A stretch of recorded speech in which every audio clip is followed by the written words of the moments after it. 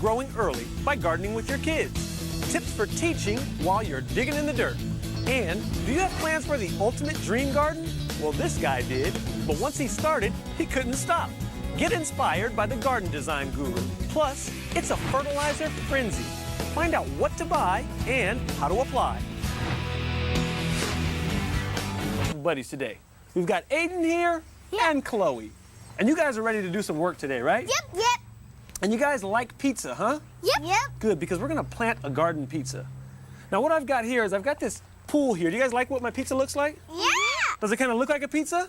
Yeah. Yep. Well, this actually came from an old swimming pool that just wasn't being used anymore. It's kind of small. So what we did is made a few holes in it, drain holes around the sides, and I put an old bowl in the middle just to get the pizza up. You see how it's a little higher in the middle, you guys? Yeah.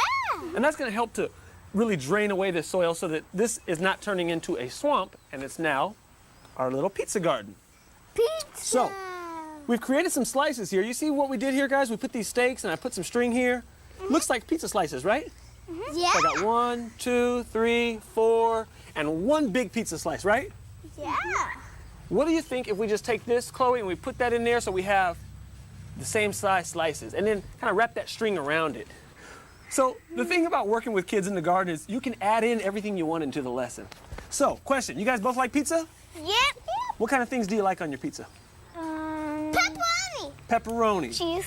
Pepperoni and cheese, of course. Did you know? Can we grow pepperoni and cheese in the garden? No. No? But you can grow cheese from a cheese plant, but then it said no. From a cow. Cheese doesn't come from a cheese plant, but you know what? It comes from a cow. It does come from a cow. You know what we can grow in here, though? What? We can grow things like tomatoes. You gotta have tomatoes on pizza, right? Yeah. Chloe, see that really tall plant right there? That's a tomato plant.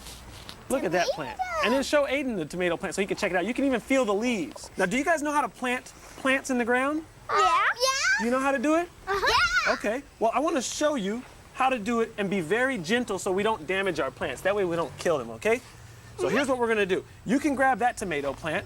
Matter of fact, I'm just gonna grow one tomato plant in here because they get really big, okay? And we're gonna grow a plant in this section, that section, that section. Every section is gonna have its own different kind of plants. Does that sound good? Mm-hmm. Okay. Chloe, you've got the tomato.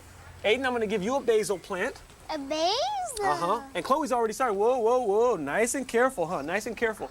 And you see what Chloe's doing? That's what we want to do. We're going to take our plants very carefully, hold it, make sure not to drop it, and then squeeze that plastic. Squeeze that plastic. You did a wonderful job with that, Chloe. Lots of praise also when we're working with kids because, of course, whatever you praise them for, they're going to continue to do. And we like continued help in the garden. So we've got our plants here, but we have some open spaces. How about this one? This is a zucchini plant. Aiden, you like zucchini, don't you? No. You don't like zucchini? No. Maybe Dad likes zucchini? Well, like small zucchinis, but not big ones. Okay, let's plant this zucchini plant over here. Man. Now the next thing we've got to do, of course, is we got to start putting these plants into the ground, right? So here's what we want to do.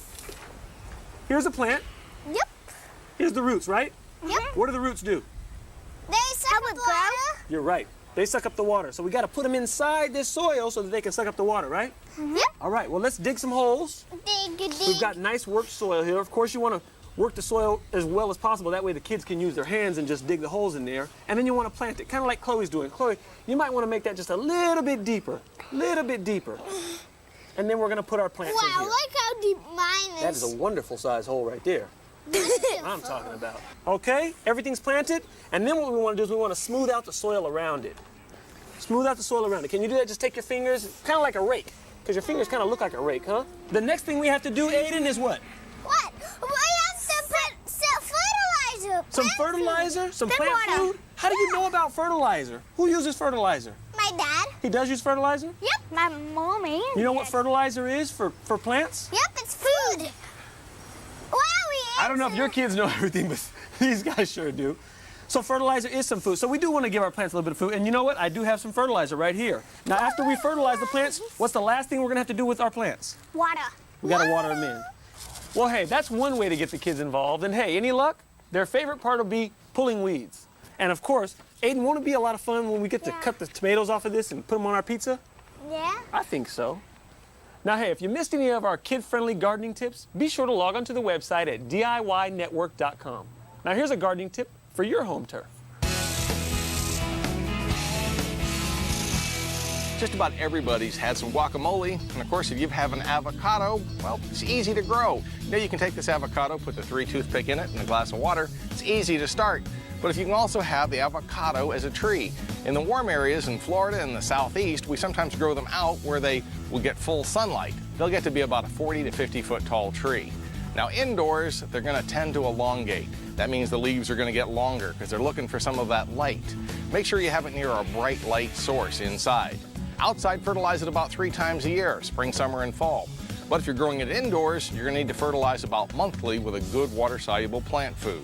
They make a nice shade tree. They also make a nice house plant. Avocados are fun to grow, and they're really nutritious. Up next, meet one gardener whose ideas are so big, one backyard just isn't enough. I think maybe 15 different gardens. The Golden Gate. And I really like cactus, so we built a cactus garden. Well, this is obviously Stonehenge. Well, they tell me that they're just plain bored with their gardens. They're tired of planting the same things, looking at the same plants. You know, lawn, 5 shrubs, and a tree. So today, I want to help you clear your mind of all those cookie-cutter gardens, and we want to really challenge your imagination. Bring you a little inspiration from a man who sheds his image as an attorney to become, ta-da, the garden design guru. So watch, and take a few notes maybe. This is the nature garden down here. John Poswell is living every gardener's dream. Then we have the pond garden. He started with 50 acres of vacant land, This is the lavender garden. got himself a tractor, a nifty golf cart, and a little help to turn his gigantic ideas into amazing outdoor design. We have somewhere in the area, I think maybe 15 different gardens, and another one on the horizon. This is the palapa at the palm garden. But why so many gardens? For John, the possibilities and the ideas are endless. Every time I see something, I want to build another garden. John is a visionary. He can see what he wants, and we will execute that in a way that it'll actually work. We started out with the rose garden. And I think after the rose garden, I got pretty ambitious and built an Italian garden. And then we were in Mexico, and I really liked cactus, so we built a cactus garden. And then that led to a succulent garden. The biggest challenge is that as soon as we're halfway started with one project, we're starting the next project. I wanted palms out here amongst all the oaks, and of course that needed a palapa. It just goes around and around and around. We have, I think, the longest Islamic arched pergola in North America, I don't think we've ever completed anything. and that leads down to a pond. Gardening in general is a never-ending job. Then a nature garden. You have John coming up with idea after idea after idea after idea. We have a swamp. It's definitely never-ending. Just goes on and on like that. And it's never boring. Marigolds, just like the Taj Mahal. Right. Now, when you dream of gardening, you're probably thinking of adding roses and maybe some statues. But would you ever consider this? This is for the grandkids, basically. This is the miniature golf course. This is the Golden Gate, obviously. You know, I haven't quite finished yet the cables, but, you know, I'm painting continuously. And then, of course, you haven't finished. I've only been working on it for 6 months. What is it, Alibaba and the 40 Thieves? Well, this is obviously Stonehenge. And we just built it with block and started putting wire around, started throwing cement on, and just kind of kept going until we got to a point that we thought it was close enough. So you might be thinking, all of this is easy if you have lots of time, lots of manpower, and lots of money to spend. But John does a lot of the projects himself. So it doesn't work out. What's the big deal? Knock it down, start over. And isn't afraid to try something new. The Eiffel Tower will be coming in as soon as I learn to weld. He's a true salvage gardener. These are our rescued palms. We went in with a backhoe. We brought 13 of them here, and now we have these beautiful palms. And I'm not about to buy an expensive pot like this. Instead, they have broken ones. We'll rescue anything and try to make the best of it. So what is John's secret to creating these magnificent gardens? Perhaps it's his meticulous planning. I get in a lot of trouble with a lot of people because the idea of a plan is a bit of a joke. Usually, I have it in my head. Well, the way the plans work here are basically John shows up one day and says he has this concept for a new garden. Usually when I show up the next day, it started somehow. He's called Mr. Eddie, the tractor driver, over, and Mr. Eddie's started to grade it for him already. Or maybe John has tremendous plant knowledge. Yeah, that's how he accomplished. Times. Then what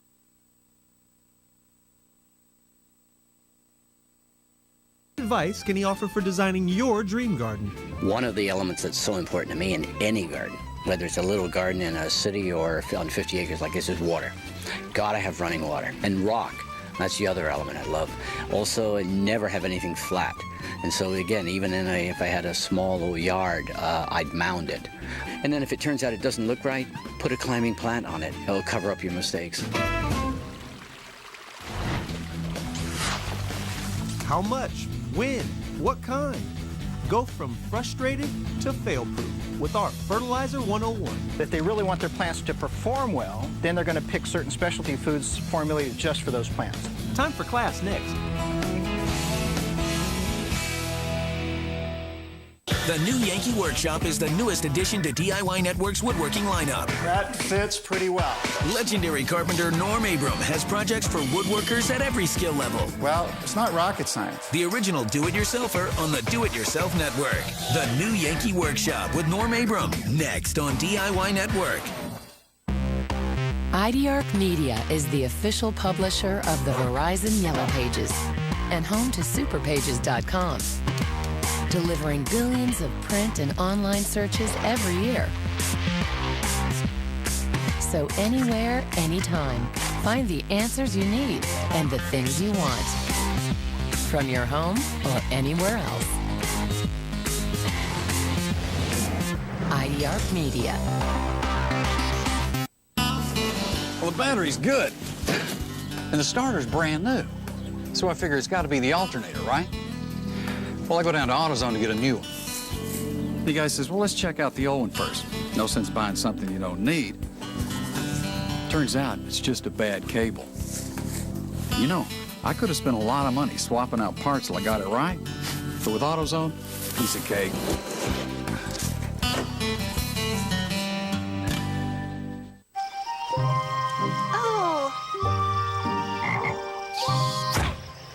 You're no Rich Prince. Sorry, Rich.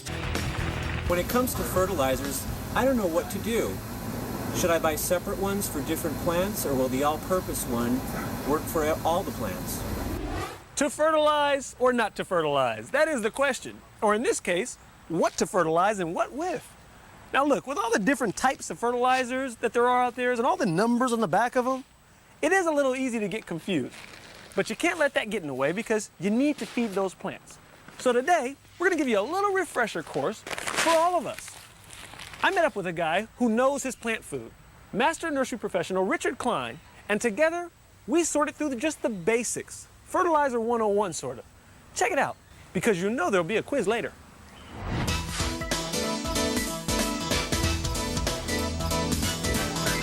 Now, Richard, we both know that fertilizers can be quite confusing. I mean, there's a lot of stuff out there on the market. There's a lot of numbers, all different types involved. Today, help us to just get a basic understanding of what we're looking for and why we're looking for particular fertilizers. Realistically, a customer wants to fertilize a certain kind of a plant. So there's different types of foods available. There's specialty foods that are specific for roses or flowers or fruit trees, or there's all-purpose type fertilizers that's kind of good just about on everything. So as far as one being better than the other, that's not really the case. Exactly, and if nothing else, they want to feed their plants with an all-purpose just because the plant will do better. But if they really want their plants to perform well, then they're going to pick certain specialty foods formulated just for those plants. Here I've got a 16, 16, 16. Let's talk about these three numbers and what they're representing. The first number is always nitrogen. That provides green growth up on top of the plant. Okay, so that's typically like your lawn fertilizers. Exactly. Green growth up above. Right. The next number is always phosphorus, and that develops strong root systems, which will produce pretty flowers or lots of fruit. So we've got the top, we've got the bottom. What's that third number? Third number is always potash or potassium. It's one of those things that it just has to be there. Now what about, we have synthetic and you have organic, and you know, people do like to have a choice here. A synthetic fertilizer used properly by the directions on the bag are going to feed the plant, not going to really harm the soil, and they're going to give the plant nutrients it needs fairly quickly. An organic fertilizer is a longer lasting type of food. It's natural. Now the organic is going to have to go through that biological transformation to be broken down and absorbed, where the synthetic is readily available. Yes. A lot of the new organics have a lot of the biological stuff built in, so it actually helps them break down faster even. Then there's liquids, which will get to the root system right away and act fairly quickly. And then the final one is water solubles. All right, well, let's get to applying some fertilizers, because people are always wondering, well, how much do I put down, or how do I know how to put it down? Of course you can read the back of the bag, but let's also go through a couple examples as to how you can apply food for your plants. Very good. Let's go apply some. What do you recommend that we fertilize our trees with, the large plant material? One of the root feeders like this is great. It has a wand that goes down into the ground. There's 4 holes in the bottom. So as you hook up your hose and you water, the water goes down deep into the root zone. Aerating it, watering it, fertilizing it all at at the same one time. The fertilizers come in little cartridges. They just drop into there. You screw this lid on. Good deal. You push it down into the soil. Turn on the water. That way we're specifically watering this plant and not giving all the food to the other plants around Exactly. it. Yep. Sounds good.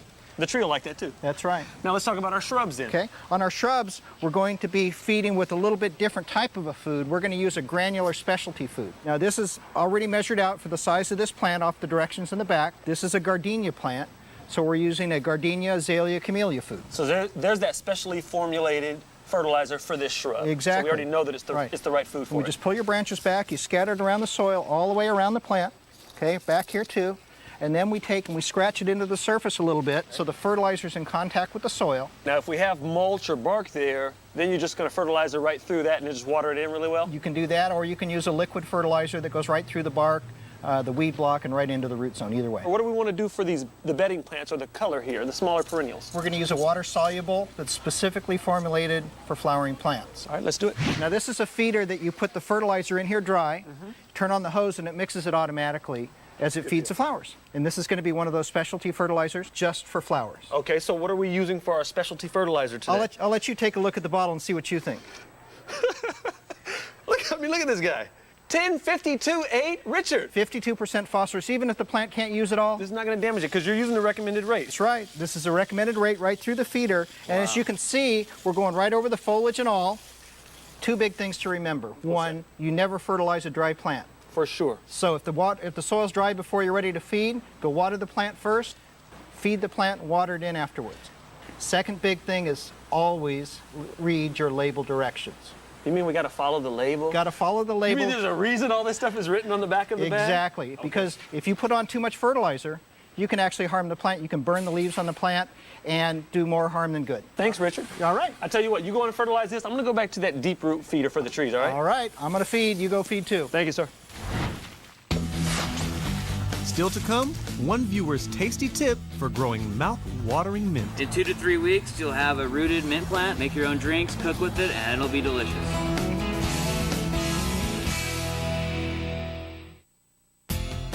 Next on DIY, learn to build a craftsman's mailbox with an ornamental finial on a new episode of the New Yankee Workshop. Then get tips for repairing a pressure-assisted toilet on a new episode of Ask This Old House.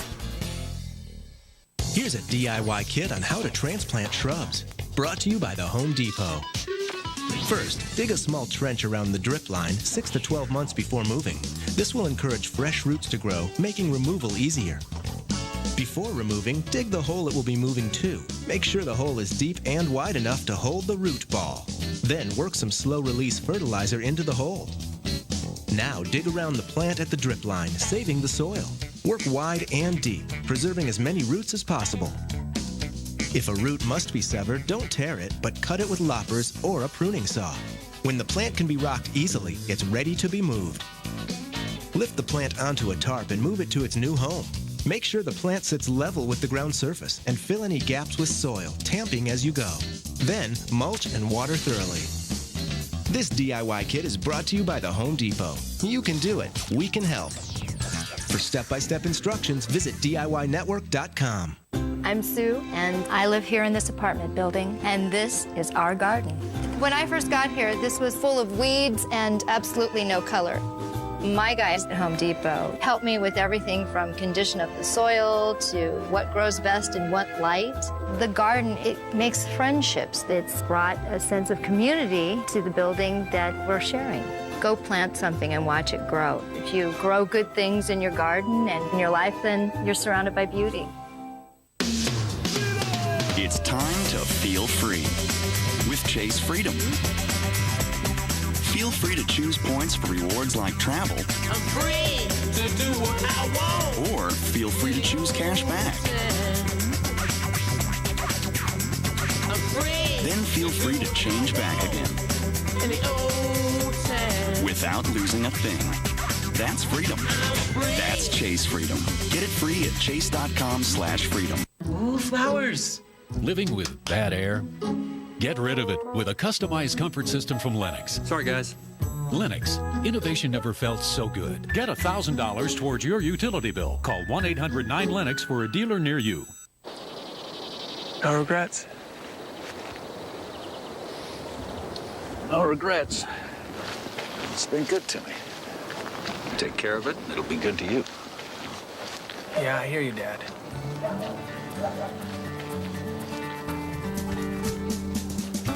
Like we said, that one's yours. From generation to generation, nothing runs like a deer. What could you do in 18 hours? Beautiful lace all-day support from Playtex 18-hour. Find the beauty in every hour. In 18 hours, I could do anything. Flight 27 has been canceled due to weather. Our next departure is 6 a.m. tomorrow. No, hey, lady. It's time to play Take On Orbits. Today's players have bad weather, must book a hotel before the other 200 passengers. Go. Awkward? Yes. Dentmore. Oh, no vacancy. Orbitz TLC lets you find a hotel right from your phone. Next time, Orbitz and go.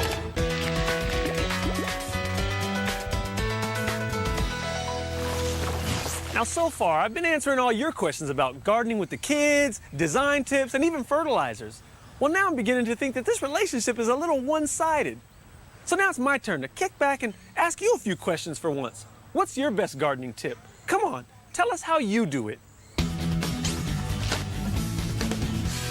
Hi, my name is Louis Luna, and this is a tip I have for mint. I really like mint, but I found the stuff I buy from seeds really doesn't taste as good as the stuff you can buy at the supermarket. So I found the best way to get your own mint is to take cuttings.